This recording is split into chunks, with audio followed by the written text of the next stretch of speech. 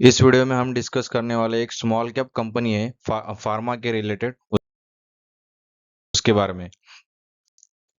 ये वीडियो सिर्फ education purpose के लिए, इन्वेस्टमेंट अपने रिस्क पर करें। कभी भी लोन लेके इन्वेस्टमेंट ना करें क्योंकि बहुत बड़ी मुसीबत में फंस सकते हो।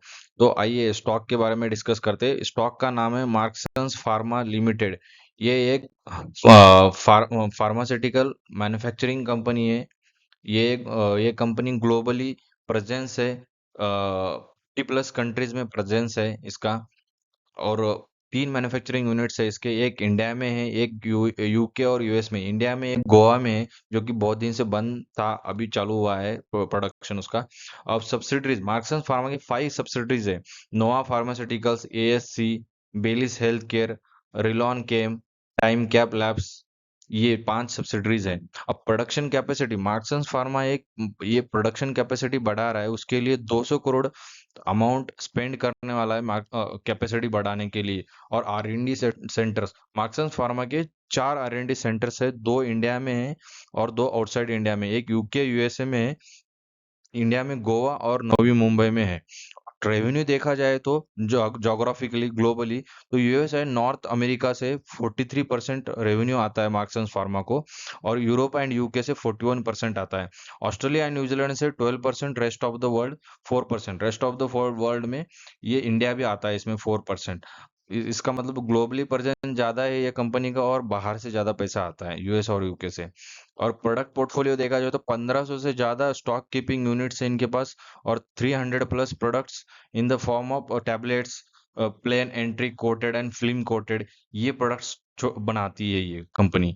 और इसका फ्यूचर प्लान ये है कि 8 बिलियन यूनिट्स पर एनम इन प्रोडक्ट्स, ये कैपेसिटी बढ़ा रहे हैं प्रोडक्शन का अगले 1 से 1.5 सालों में।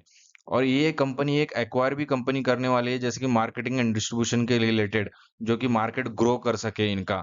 और इनके प्रोडक्ट पोर्टफोलियो में भी 12 से 13 यूनिट प्रोडक्ट्स बढ़ाने वाले एवरी ईयर। और फंडामेंटल एनालिसिस, तो इस कंपनी का फंडामेंटल एनालिसिस देखते हैं।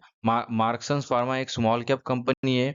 इसका मार्केट कैप 3,372 करोड़ है। स्टॉक पी 15.9, मतलब 16 के करीब है। और इसका इंडस्ट्री पी 23.4 है। तो ये ऑलमोस्ट अंडर वैल्यूड स्टॉक है, इसको आप कंसिडर कर सकते हो। आगे चल के मल्टीबैगर बन सकता है लॉन्ग टर्म में। इसका कैपिटल एम्प्लॉयड भी अच्छा है, जैसे कि 23.9 है, तो ये अच्छा माना जाता है। और रिटर्न ऑन इक्विटी भी अच्छा है, 18.5%। डेट टू इक्विटी रेशो 0.08% है।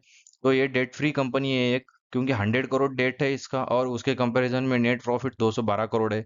और फ्री कैश फ्लो भी कंपनी के पास है 53 करोड़। और रिजर्व 1223 करोड़ का है। तो आप इसको कंसिडर कर सकते हो लॉन्ग टर्म के लिए। फाइनेंशियल ट्रेंड नेट प्रॉफिट का देखे तो 2018 में इसका प्रॉफिट 36 करोड़ था, तो उसके कंपैरिजन में 2022 का 187 करोड़ है। बीच में 2021 में भी बढ़ गया था कोरोना की वजह से, 239 करोड़। अब क्वार्टर वाइज रेवेन्यू देखा जाए तो दिसंबर 21 में 48 करोड़ था, तो उसके कंपैरिजन में दिसंबर 22 में 62 करोड़ है। तो ये बढ़ गया है।